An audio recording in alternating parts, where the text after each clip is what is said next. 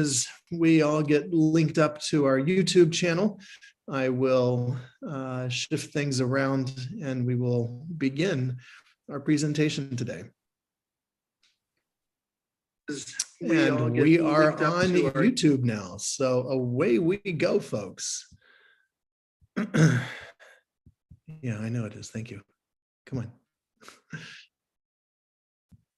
All right, ladies and gentlemen, welcome to our Tea on Tuesdays at 2. And a little plug here, this afternoon I'm having a hot cinnamon sunset tea. Our daughter Ariel left this behind. Black tea with cinnamon, orange, and sweet cloves. It describes itself as a remarkably assertive tea, and indeed it is, with a little bit of cream, kind of like almost a chai tea, with cinnamon and cloves. Very, very, very interesting on this afternoon. Today we're going to take a look at a deeper look into the Passover Seder meal, why it exists, how it came to be, what are the deeper meanings that the rabbis instituted in creating the Seder meal, and what deeper meanings might we be able to unlock for us today. I'm going to share my screen. If at any time you have a question, please do shout it out. Everyone is muted though, so don't bother raising your hands. Just do what we do and shout things out. Ask your questions.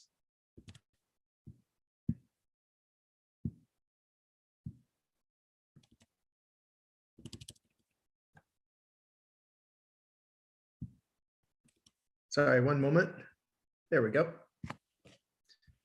Now we will share our screen. So this is going to be about Passover. So let's take a look. How did we celebrate Passover back in the days of the Torah and the days of the temple? Well, we turn to Exodus chapter 12. There we will find all of the instructions with regards to the celebration of the first Passover meal. I'm going to call it a meal. I'm not going to call it a Seder at this point. That's something that develops much later. But we did have a meal. The meal was, as we see here in verses 8 and 9, that we are to eat roasted meat. What meat? The meat is lamb. We are to eat it roasted with matzah and maror, with bitter herbs. It's not to be eaten raw or boiled, but it has to be roasted. Indeed, all of its parts are going to be roasted. We're going to take the meat and eat that, and the rest of it is going to remain on the fire as a burnt offering. And this is what was done in family groups. And we are to do this to remember and to celebrate this festival to Adonai. And it's supposed to do this from generation to generation, a perpetual regulation. This is an important aspect of this mitzvah, this commandment here in Exodus, that this is to be for perpetual. This is to be ongoing. 7 days we are to eat matzah. Actually, that's a little misleading. On the first day, you have to eat matzah. We have to eat matzah during the Seder meal. Now on the Seder meal, but we have to have matzah on the first night of Passover, which is the first day of Passover in the Jewish calendar, because we ate it with unleavened bread and with bitter herbs. Then if you don't eat any bread stuff, you don't have to eat matzah the rest of the week. But if you do eat bread stuff, it has to be matzah. And we have to get rid of all the humate, this stuff that is made out of this leavened product. And again, we've got to go back in time. We've got to go back 2,000 years, 3,000 years to remember how was bread made back then. Bread was not made by opening your packet of Fleischmann's yeast and sprinkling that in your flour and water and letting it rise for an hour or two or longer. No, the bread was made by mixing flour and water together and leaving it sit out on the counter and let the natural yeast that's in the air and those microbes in the air get into that. The bread in the ancient world was sourdough bread. And so you may have had a starter, but as anybody who has worked with sourdough knows, when you take that sourdough starter and you add more flour and more water to it, it takes longer to get going and to get all fortified once again. So the humate that has to be out of your house, and this is in the biblical days. We had larders, we had pantries. No, we lived in tents. Our food, what we ate was, there. Maybe we had grain in storage, and we had some dried fruits, and we had some, dried meats and those kinds of things. But the rest of it was, consumed as it came in. And so in the ancient world, that meant getting rid of your starter. You had to start your starter all over again at Passover by dumping out that starter. There was no chametz in your possession whatsoever. And so you would mix the flour and the water together. And so for the first week or so, while your new starter is getting going, you're eating, unleavened bread. The first and the last day is to be a sacred assembly. There's no work except the work you have to do to prepare your food. And so there's an interesting discussion in the Jewish halachic literature about Passover on Saturday night, which is happening this week. The first night of Passover, the first day of Passover begins Saturday night. Well, if you've observed Shabbat, then the only way that you can have a Seder that night is if you violate Shabbat. And Rabbi Hillel, this question comes up actually in the Talmud, and Rabbi Hillel indicates that, look, go see what the people are doing, and what the people were doing, they were preparing their food Saturday for their Seder on Saturday night.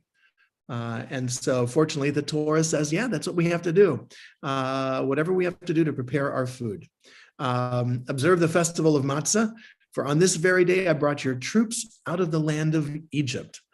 And this is a more literal translation. Sometimes the translation will say, I brought your hosts out of the land of Egypt, or I will brought you out. I brought you out of the land of Egypt.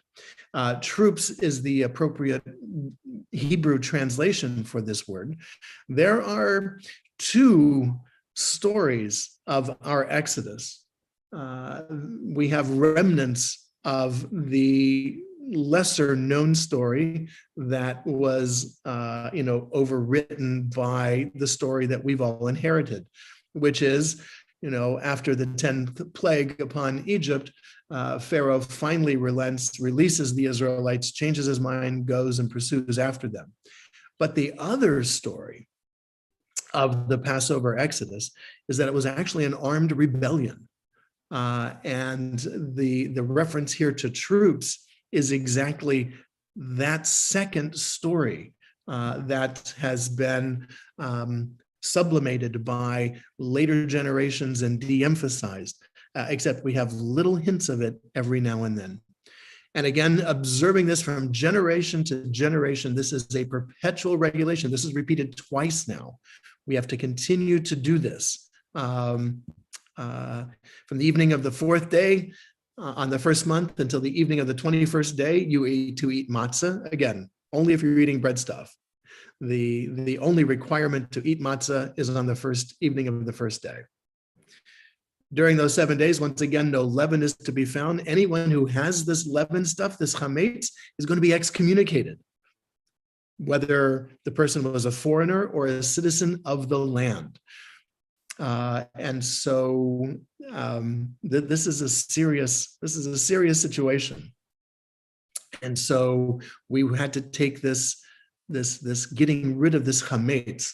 Was it because of a fear of spoilage? Who knows?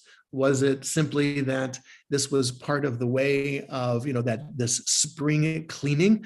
Remember, Passover happens in the springtime, and, harvesting that early spring wheat, was, richer in nutrients. We don't know, but no chametz. We start the whole process all over again. And this was a joyous occasion.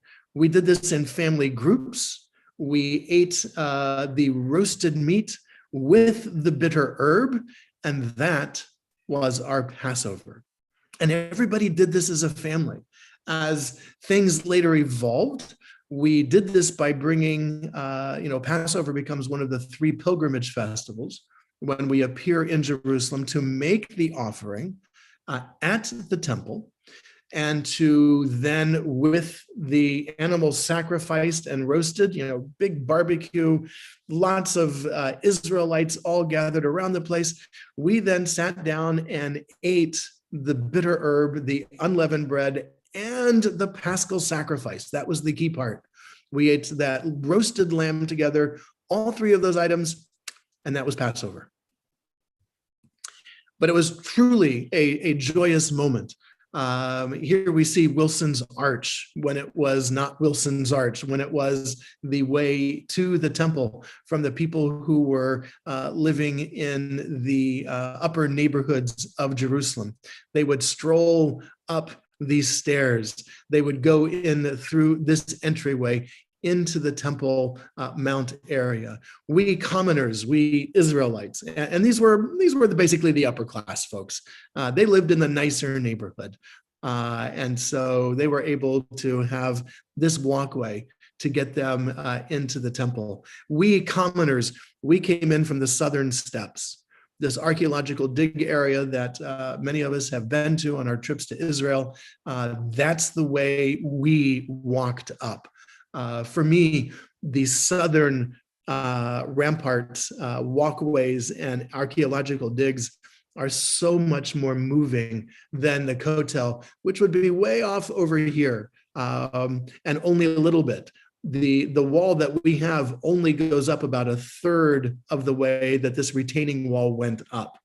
So when you look at the Kotel, today's Kotel, the wall that's there actually went up 3 times as high than the wall that's there.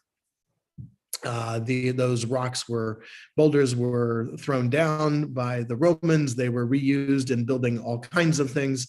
That's the way it worked. So this would have been our way in, and we would have, gathered in the various courtyards of this temple complex. Those of us who were able to get in this far.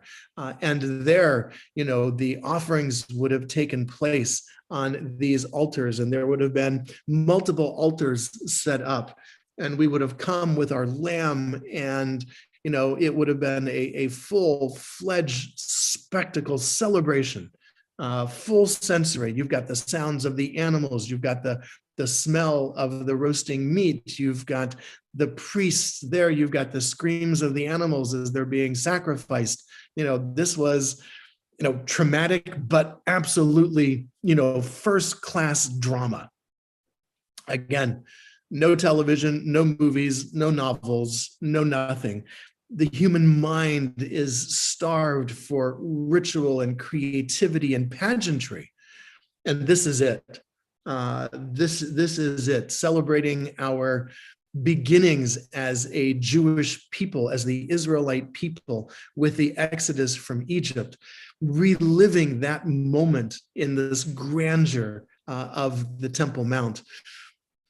This was the Super Bowl. This was the Oscar awards. This was, all of that rolled into one.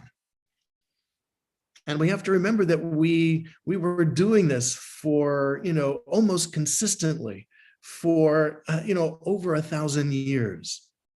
There were a couple breaks when Nebuchadnezzar came in and exiled us from Jerusalem. There were a couple breaks when Antiochus, desecrated the temple to this ritual. But for the most part, again, if we take the Torah chronology, we had been doing it since the 1500s BCE. More than likely, it probably started a little bit later than that. So the tragic event, the existential event that Judaism faced was in the year 70 when Rome destroys the temple. When Rome destroys the temple, we now found ourselves for the, for the first time facing an empire that was not going to go away and was incredibly brutal.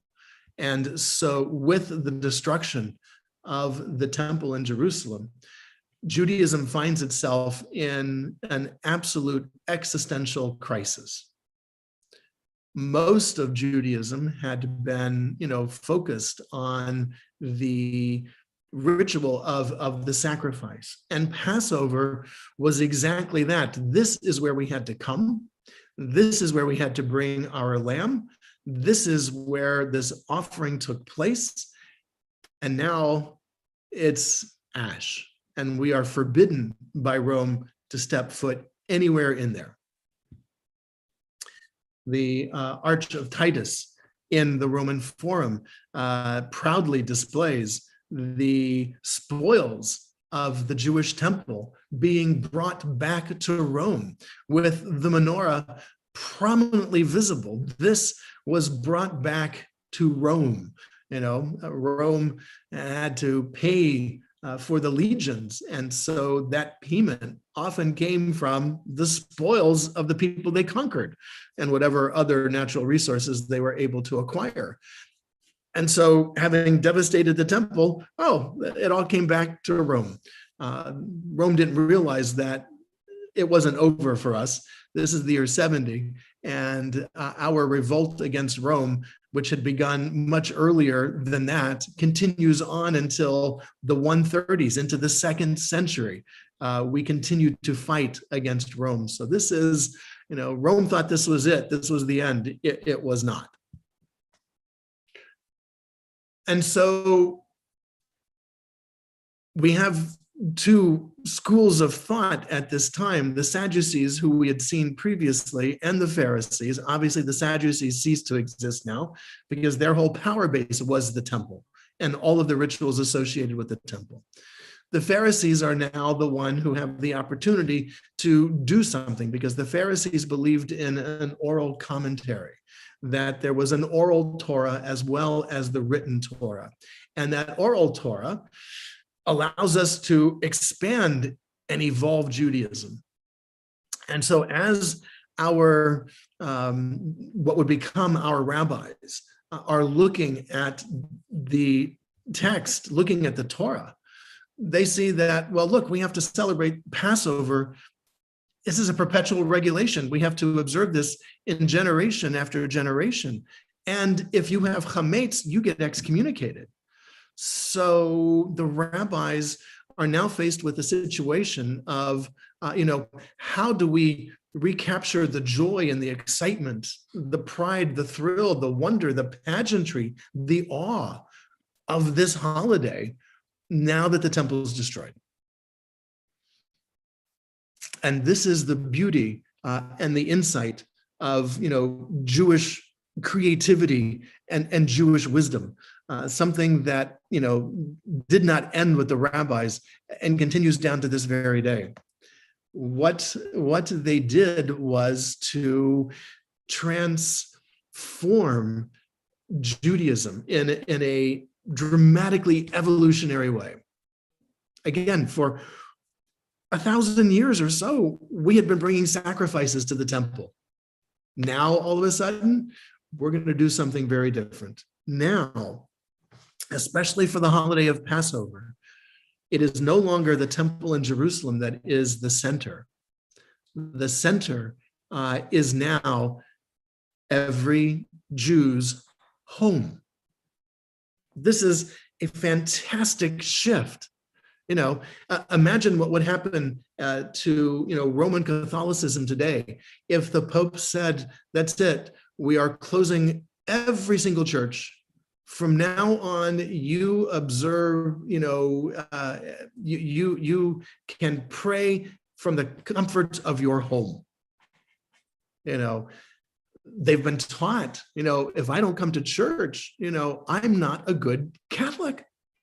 You can do it at home now. We Jews face that same situation.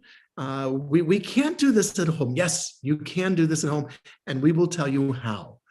And this is what the rabbis do.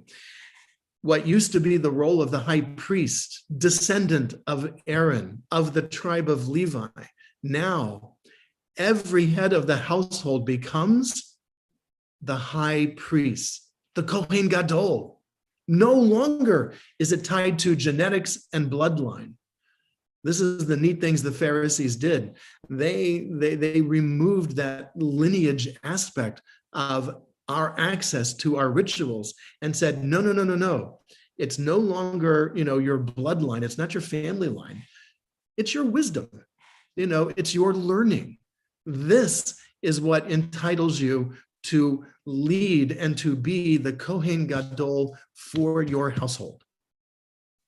And we will tell you how to do it. So,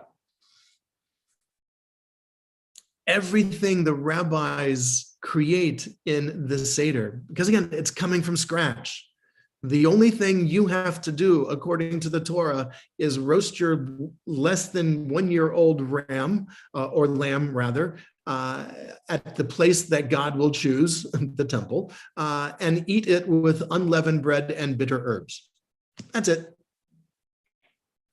And so what evolves now in the 1st and 2nd century is our Seder meal. And so the rabbis are going to pack this thing full of Jewish learning, Jewish wisdom, Jewish knowledge, Jewish values, Jewish spirituality. It's all in there. And so what do we do today? Well, you get a Haggadah. This has everything you need, including the Maxwell House Haggadah, one of the best Haggadahs there are. And these are artistic books that basically take the Mishnaic and Talmudic text and put it into a book for us to use. So the emphasis and the value on education, because all of these instructions are in the Mishnah and in the Talmud. And therefore, you would need to become a Talmid Chacham. You need to be a yeshiva bucher. You need to know this in order to do the Seder. Well, now with our Haggadahs in print, there's explanations and all kinds of things. But in the early days, there weren't so much explanations. So this is what you do. Again, the rabbis want to try to capture the majesty and the pageantry and just the specialness of this. No longer are you going to a special place. You have to transform your home to that special place. You're not going to the temple. You're going to turn your home into the temple. And so on the evening of the 14th of Nisan, you search out for the leavened products by candlelight.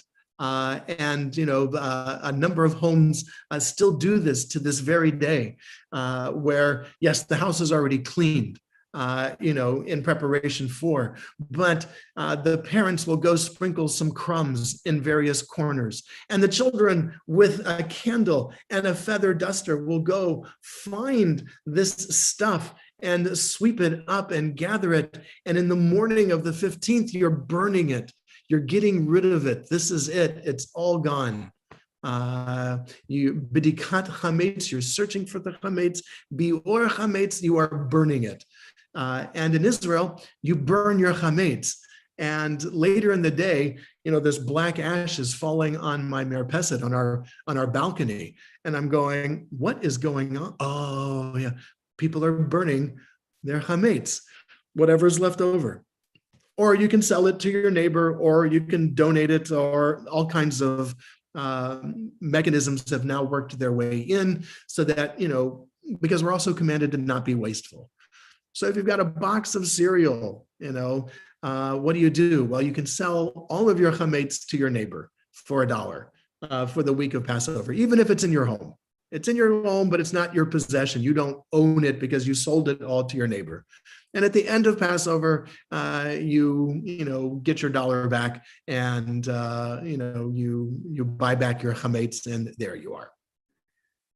Um, so again, all kinds of mechanisms have worked their way into Jewish tradition to follow this, because again, this was a pilgrimage festival. This was a great and awesome time, and we want to transfer the sanctity of the temple to the sanctity of the home. But I live here all the time. How do we make our home special? Well, setting out tablecloth, all those good things. And the whole discussion, well, what is this humate? Well, Babylonian kutach and Midian beer and Edomite vinegar and Egyptian ale and the bran water of dyers. These are things, and also the adornments of women. Why? Because they were often made with colored flour. So this is, flour. Well, that's a grain. Well, the rabbis of the Mishnah and the Talmud decide that this humate process begins when the grain has come in contact with water for longer than 18 minutes. Longer than 18 minutes. And so anything that's made from the 5 grains, the ancient grains in Israel were barley, spelt, rye, wheat, and oats. Those are the 5 grains. Anything made from those grains, where those grains have been allowed to sit, whether whole or ground, in any kind of a liquid for longer than 18 minutes, that stuff is now chametz. And this is what you are to do. You are to eat the meat roasted in fire. This is what it says in Exodus, okay? And so how must we roast the Passover sacrifice? Note what's happening here in the Mishnah. People are going to still make the sacrifice, but no longer in the temple. That's not available to us. They are going to make the sacrifice at their homes. And so they make a spit here out of pomegranate tree. You jab it in the mouth of the lamb or the kid until it comes out of its lower place. You've got the animal tied up on this spit, and it's going to be rotisseried. Again, trying to hearken back to the days of the temple. This is what we're hoping to recapture. And the rabbis, again, are going to fill the Seder with as much Jewish trivia and learning as they possibly can. And so one of the things they realized is that from the outer courtyard to the Holy of Holies, there's a series of maybe 15 steps that the high priest would go up to. And again, the high priest only entered the Holy of Holies on Yom Kippur, so not even on Passover. Only on Yom Kippur did the Kohen Gadol enter into the area of the Holy of Holies where the ark was. These are the kruvim, the cherubim, who are there, who are guarding. And we have talked about that in our Saturday morning Torah studies. These are not these cherubs that, the artists who paint them as winged infants. No. These were ferocious beasts meant to intimidate and to scare you.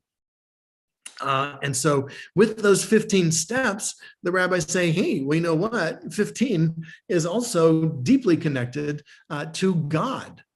15 in Hebrew, which has, does not have a separate numerical system. Obviously it does now, but in ancient Hebrew, it did not.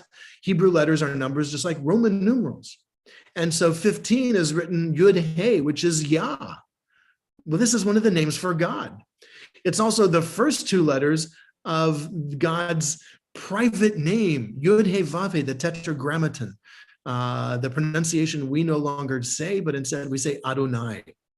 And it's also the last 2 letters in Hallelujah, which means Hallelujah, praise, Yah, God. Oh, 15, this is excellent. And so as they are sitting down, the rabbis say, you know what? It would be really neat if we created some sort of an event that would have 15 different stages in it. 15 steps. And that's why a Seder is called a Seder, because it follows an order. There are 15 steps that we are going to engage in Passover. Each of those steps bringing us closer to the completion of God's name. But more importantly, each of these steps are bringing us closer to the Holy of Holies. So the rabbis wanted to build a spiritual layer into this. We're in our homes, yes, but we are not in our homes. Our homes are now the temple. And with each one of these steps, we move closer to the Holy of Holies and the ultimate goal of Passover, which is freedom. Freedom from the physical confines of this life. And so we will, on Saturday night, we will do Kadesh, Orchatz, Karpas, Yachatz, Magid, Rachatza, Motzi, Matzah, Maror, Korech, Shulchan, Orech, Tzafun, Barech, Halal, Nirtzah. We're going to do all of those. We're going to have a Kiddush. Maybe we're going to do the washing or maybe not. And why is the washing so important? Well, the washing is important. There's 2 washing steps now that basically the Reform movement is kind of, if you want to, please go right ahead. In other Seder meals, this is mandatory. This is one of these steps. And so what happens is, well, when you do the Kiddush, you're holding a glass. Now remember, you're not a normal person now. You are a Kohen. And what you are about to eat is not a normal meal. No, this is an offering. This is the sacrificial offering that was brought to you as the Kohen Gadol. Even though this offering is one that you have actually just now cooked, even though this offering is one that you are doing yourself for yourself, this is the vision the rabbis wanted to try to get us to engage in. We are now Kohanim. And now that I have touched my Kiddush cup and said the blessing and drank the wine, what am I going to do next? Well, the 3rd step is eating parsley. Well, before I eat, I have to be ritually pure. Before I handle this offering, and before I eat this offering, I have to be ritually pure. And although the glass is clean and I have touched it. My hands are not ritually pure. And so a quick dabble in water. Now we go on. And the telling, step number 5, this one takes all night. Before we get to 6, again, we're about to eat something. And before we eat something, we have got to become ritually pure again, because we're not just eating a meal, we're eating the Passover offering. We are the Kohen, and we are going to partake of this. The rabbis know the Torah, they know the Bible, they know our Tanakh, like they know the back of their hands. Like we know stupid commercial jingles, they know verses of scripture. And so they're going to rely on that to guide them for the creation of the Seder meal. They note that there are 4 times, only 4 times in the Torah, when we are commanded to respond to a question of our children. When your child asks you in the time to come, and it shall come to pass. So this is Deuteronomy chapter 6. In Exodus 12, it comes to pass, your children say to you, what is this service? In Exodus 13, your child asks you, what is this? And in Exodus 13 again, you're going to tell your child, this is because of what Adonai did for me. Oh, 4 times. Ta-da, 4 children. Traditionally, it was the 4 sons. Now, of course, it's the 4 children. And each of these statements serve as one of the questions. From Deuteronomy chapter 6, this is the wise child's question. What are the testimony, the statutes, and the ordinance which Adonai our God has commanded you? By the way, this could also be understood as a smart ass child. Because it's not just asking, but it's the way that it is asking. What are the testimonies, the statutes, and the ordinances which Adonai your God has commanded you? That's the wise child. And it shall come to pass when your children say to you, what is this service to you? This is this rebellious child, the wicked child. Now, growing up at my family's seders, no matter where I sat at the table, I always sat next to the wise child, which meant that for a period of years, I was the wicked and rebellious child who had to ask this question at the Seder. And I noticed something very early on. Wait a minute. The wise child says, you. Right here, the wise child says, you. The wicked child says, you. Why do we commend the wise child? And, I disagree totally with the rabbi's answers, by the way, and we'll discuss this on Saturday. And then, skewer and smack the wicked child upside the head. They both say you. It's even much more subtle than that. And the rabbis missed this point. It's rather embarrassing. So when your child asks you in time to come, and it shall come to pass when your children say to you, the verb is wrong. Ask is what you do with a question. You do not state a question. And that's why the wicked child is wicked. The wicked child is wicked because the wicked child's mind is closed. The wicked child's mind is already made up. It's not asking a question. It's just making a statement. It's not interested in the answer.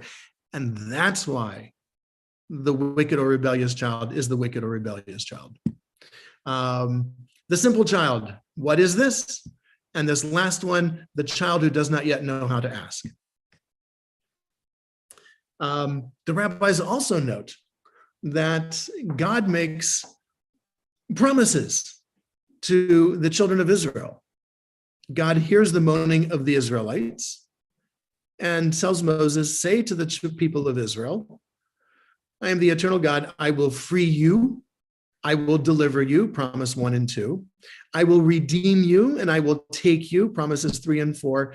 And promise number 5, I will bring you into the land that I swore to give to Abraham, Isaac, and Jacob. 5 promises. Well, we don't have any 5 things in our Passover Seder. Yes, we do. How many cups of wine are there?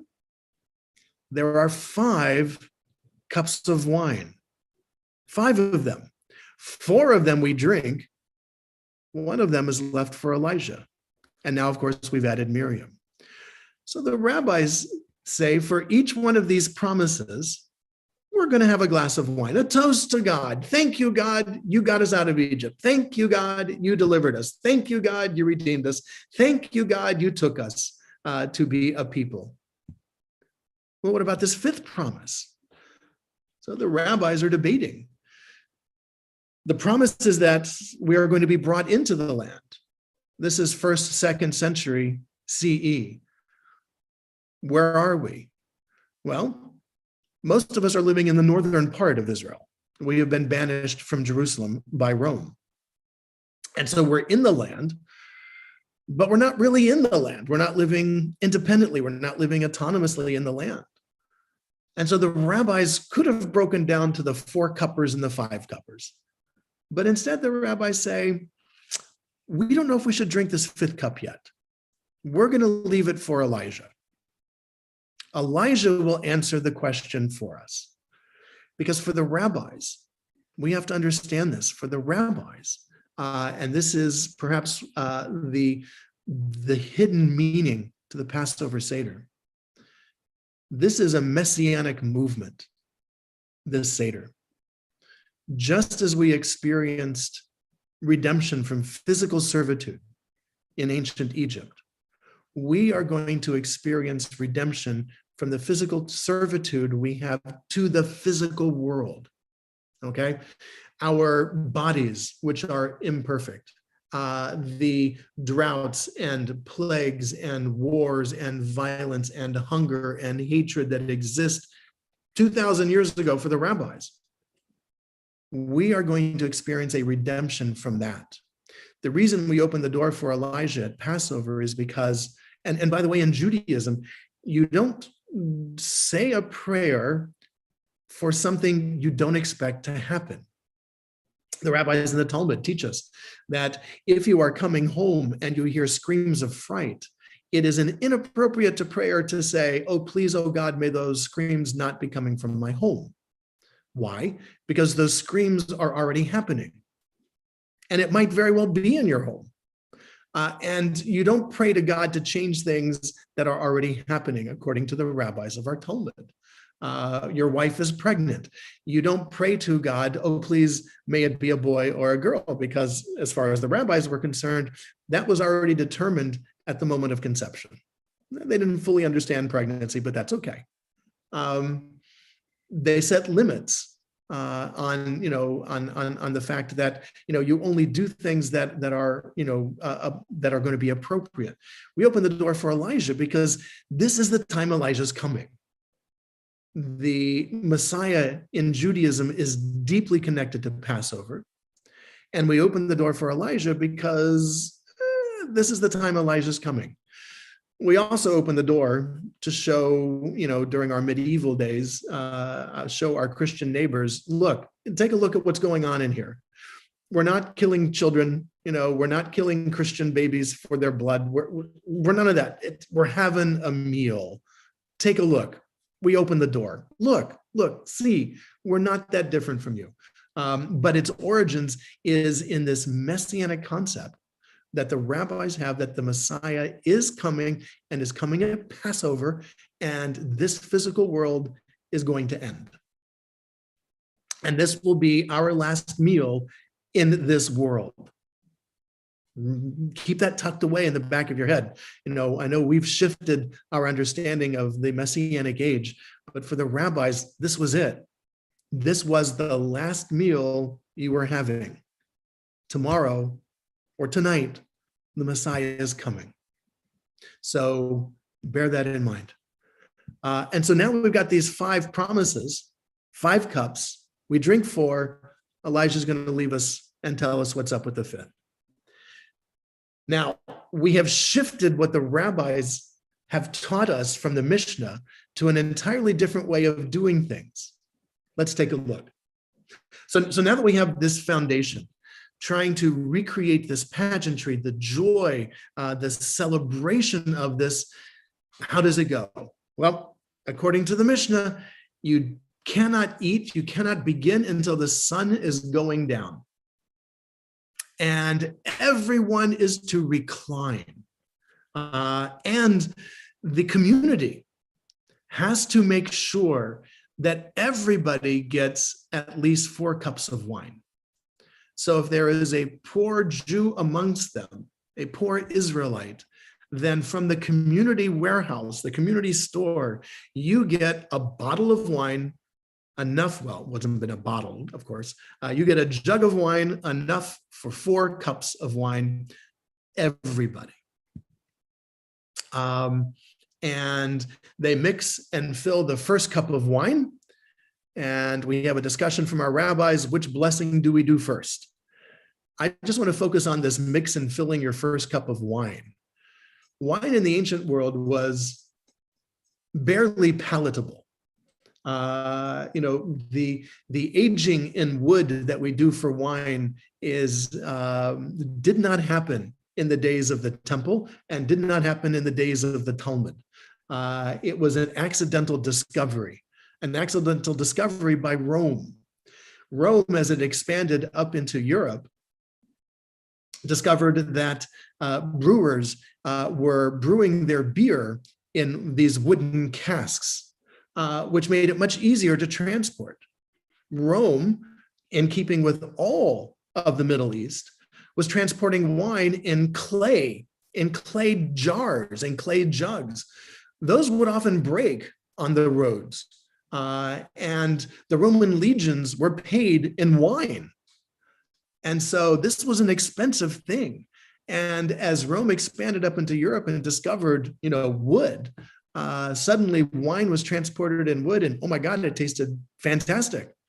And so the wine that you had was very astringent, very, very lots of tannin in this wine, because it had not been mellowed by wood. It had been aged in, ceramic jugs. Horrible. So you basically took water and dumped it into your wine in order to make it somewhat palatable. It was also many times of a much higher alcoholic content. And so you didn't need to drink that much of it. And so we mix and fill the first cup. Then the vegetables are brought in. And you dip this bitter lettuce. And then you eat that with charoset and with the bitter herb. And so you're having your appetizer. And then you have 2 cooked foods that are brought in before you. And there's a discussion about, do we really have to eat this charoset stuff? And yes, you do. And now the second cup of wine is mixed. And now we get the 4 questions. This is a totally different order. So according to the Mishnah, we eat our meal first, and then we get into the telling of the story. We don't do that anymore. Now, you have to wait until we have finished telling the story before you get your meal. Why? Probably because what happened was people came, they did it this way, they ate their meal, we get to the second cup of wine, and people are going, that's it, I'm done, goodbye. Wait, no, you've got 2 more cups of wine in the whole story. No, I'm full. Thank you very much. This was great, Rabbi. I'm going home. People were falling asleep at the table. And we're going to see about that in a moment. And so the order now shifts. And what we do is we go through all of this before you get your meal. And the 4 questions, which are different 4 questions than the 4 questions we ask. Let's see if you can figure out which question. So, why is this night different from all other nights? Yep, check, got that one. On all other nights, we eat humate and matzah, but this night, only matzah. On all other nights, we eat all kinds of vegetables. Tonight, bitter herbs. On all other nights, we eat meat roasted, stewed, or boiled, but on this night, it's roasted. And on all other nights, we dip once, but on this night, we dip twice. The question we no longer ask is about this meat being roasted. Originally, the question was roasted meat. Why? Because we were making a sacrifice.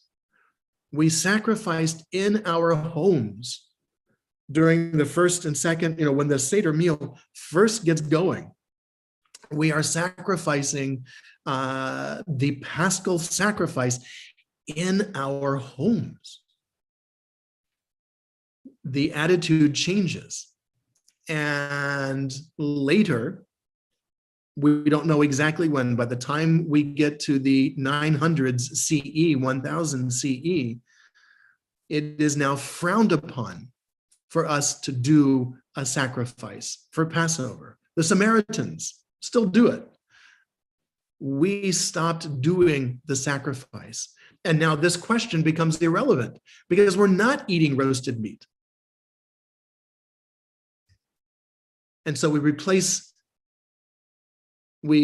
drop this question, we continue to ask the dipping question, and then we have added, why on this night are we reclining? Or why on this night are we dining with special ceremony? So we get rid of this roasted meat question because somewhere along the line, we decided, no, we're not doing a Paschal sacrifice. Interesting. Again, the destruction of the temple. And here it is. So by the time we get to Sadia Gaon in the 9th century, the 4th question is now eating, sitting, and reclining. And I think part of that was because originally, again, we have to remember the rabbis were thinking of this Seder meal as a messianic experience. This destruction of Jerusalem was a painful event and therefore the birth pangs of the Messiah. Just as the expulsion from Spain, we see a renewed interest in the Jewish world with regards to the Messiah and the coming of the Messiah. When terrible things happen to the Jewish people, this is because the Messiah must be coming. And so the destruction of the temple was for those generations, those immediate generations.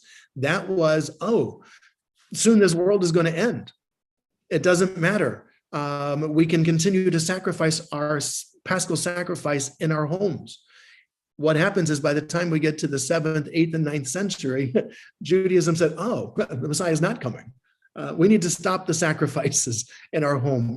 That was what we did in the temple. We've grown beyond that. Let's stop doing that. And so the question becomes now, why do we recline? Instead, why are we eating these roasted meats?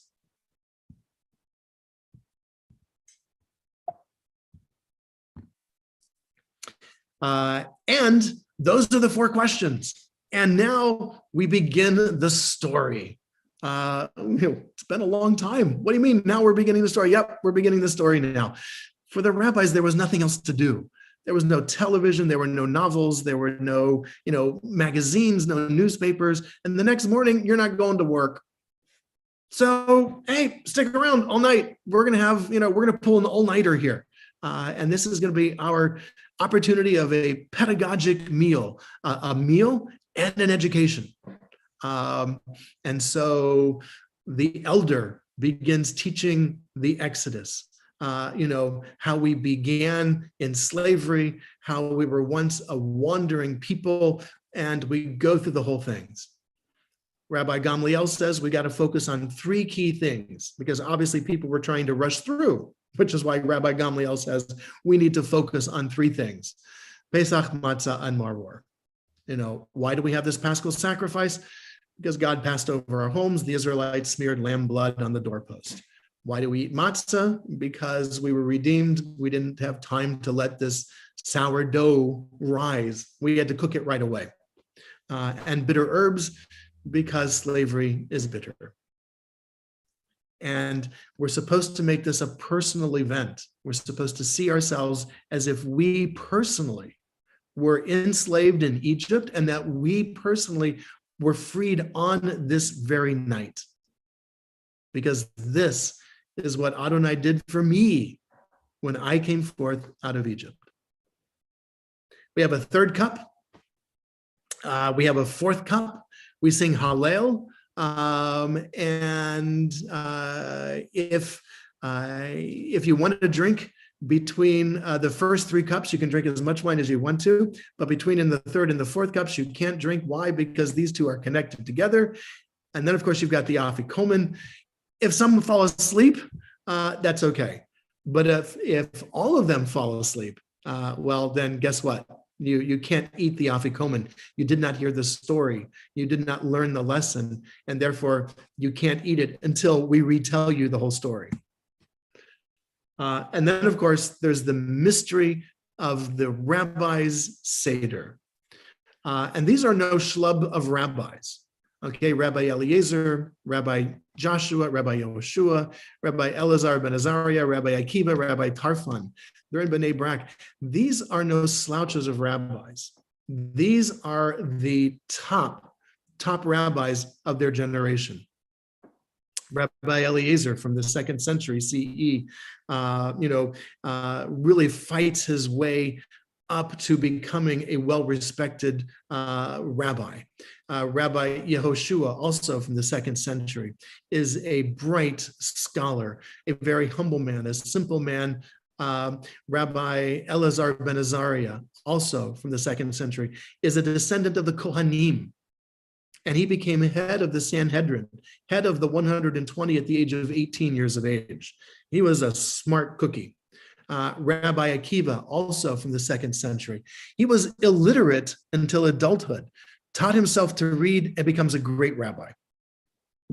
So these are the 4 greatest rabbis of this time.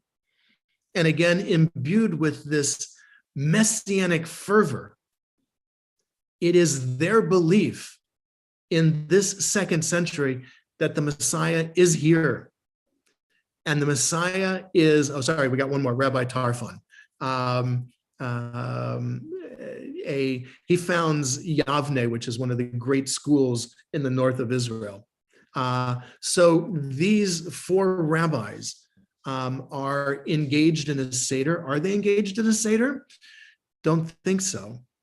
They are engaged in the third Jewish revolt against Rome. Rabbi Akiva has even proclaimed Shimon bar Koseva, and we studied him when we looked at the various messiahs in Judaism, known as Bar Kokhba, the son of the star. He is the Messiah. He is leading the third revolt. This one's going to work. We are winning against Rome, and we were for a while. And so what's believed to be going on with these 5 rabbis is not the Seder meal, but rather they were planning an act of rebellion against Rome.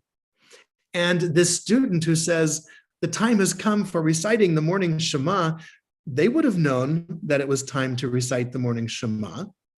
This is the code word. Centurions are nearby, Romans are nearby, stop your planning.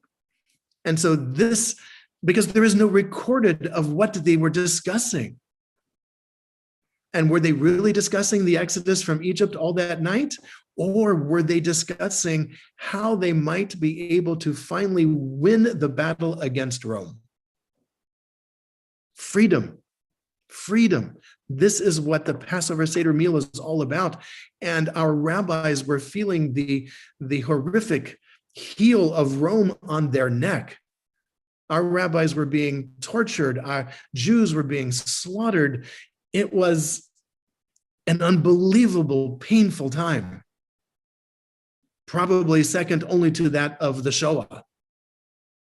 And so these rabbis were up to something. What? We do not know. And it's amazing that we've recorded this part of it, but it seems to be with the connection to Bar Kokhba and the whole messianic fervor at the time that this was not simply a Seder discussion. This was about armed revolt against Rome. Sadly, it fails. Bar Kokhba is cornered in his hometown in Beitar, where he and his followers are killed. Rabbi Akiva ends up having his flesh ripped off of him by Rome in a public execution. Many of these rabbis die horrifically by the hands of Rome. And so it's obvious that they were up to something other than discussing the Exodus, perhaps discussing ways of achieving freedom. And so these are some of the things and the hidden things that the rabbis wanted to bring into the Seder meal. In our day, we want to kind of rush through it. It's late at night, we're tired, we don't live in a society that values, not working the next day. There is a tremendous cost, both financially and professionally, if the first day of Passover happens to be a regular work day, or if there are projects that are that I am responsible for in my work environment. Our society does not respect that kind of an attitude. And so Passover today is very different. Plus, a lot of this we have kind of heard, but we've not really heard. And we don't want to have time to go through. In Israel, you often hear people still discussing their Seder at 1 or 2 o'clock in the morning. Still going on. And because tomorrow everything's closed, there's nothing to do tomorrow. We sleep late, we eat leftovers, and we'll go back to work the next day. So it's a very different environment in Israel than it is here. But these are, the hope of the rabbis is that these would be seeds that would be planted that would cause, greater questions at the meal. For the rabbis, this was an educational experience. And that's why this first part of the Seder is the 4 questions. That's what kicks off the Seder. Without those 4 questions, you don't get into the telling of the story. And it reminds us of the importance of asking questions, and recognizing that the ability to ask questions is the hallmark of our freedom. How free we are depends upon who we are able to question and who we are able to hold accountable. That is the limits of our freedom. If we can question our leaders, from kings to popes to presidents to senators to moms and dads, if we can question them, then we are truly free. And if we can't, then we're not. And so the rabbis wanted to instill that in us in this Seder meal, as well as the understanding that this is a time of transition. We have the opportunity to become something more from this experience in a psychological way if we understand the ways in which we are still enslaved, whether it is to addictions, or to bad habits, or to outdated thinking. Then if we are able to identify that during this Seder meal, there's a chance for human beings to reach a higher, their fuller potential. And that's what the rabbis want to put in here in the Seder meal. Why are we having these 4 cups of wine? Because these are about promises that God has made to us. Did God really make these promises? How does God make these promises? Well, what are my theological beliefs about God? Do I believe that God works this way? This is why these are there, to hopefully prod us to think a little deeper about the rituals we engage in every day, so that we might understand the ways in which we have become enslaved again. So this is the deeper insights to the creation of the Seder meal, which does not exist until we get into the later 1st or 2nd, maybe not even until the 3rd century of the Common Era does the Seder meal really take off. And now, of course, it is, our major holiday.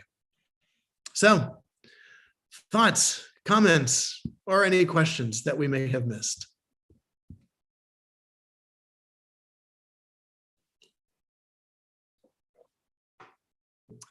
Cool. Oh, Ted, you're with us. Excellent. I want to thank you and Terry for another supply of tea. Thank you very much. Some green tea that we're actually going to have during our Seder. I had a thoughts? question. Yeah. I had a question, Rabbi, only semi-related.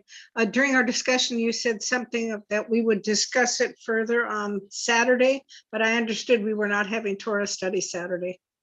We're not having Torah study. No, it will be part of our Seder, part of the Seder Haggadah.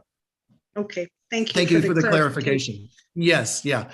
We are not having Torah study as we will all be busy preparing for either food pickup or Seders in our home. So we are not. But during our Haggadah reading, we're going to explore more of those, for children.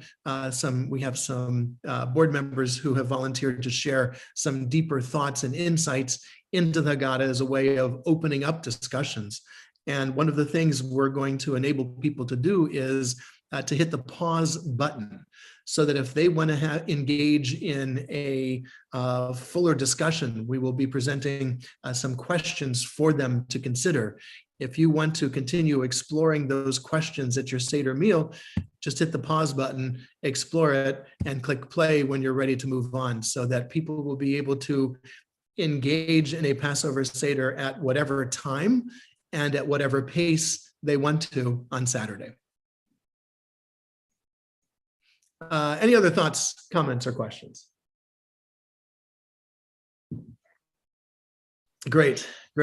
So when you get to the Seder, try not to be like my cousins and me during our Seders who said, can we skip the next 30 pages?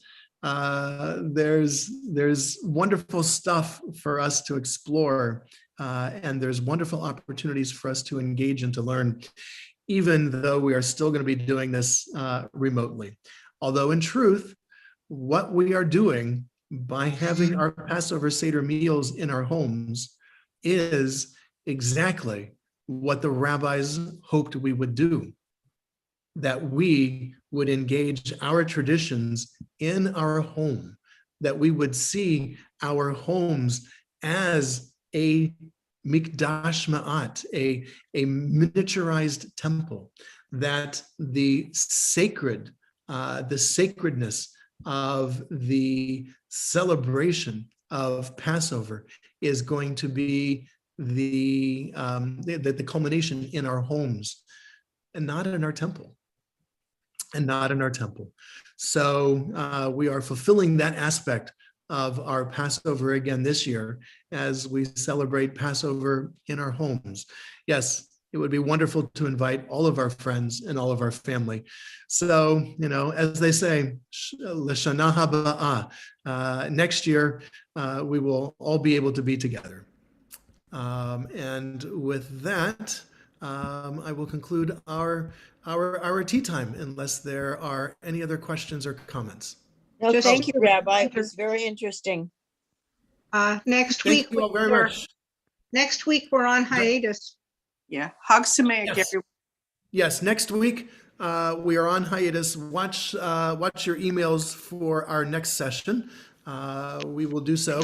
I will be on vacation, and then I need some time to regroup and get caught up from the stuff I will have missed during vacation. So we will meet once again, and I will send out an email notice. Thank you. Thank you. Everyone. Thank you, Rabbi. Happy Passover. Thank you for.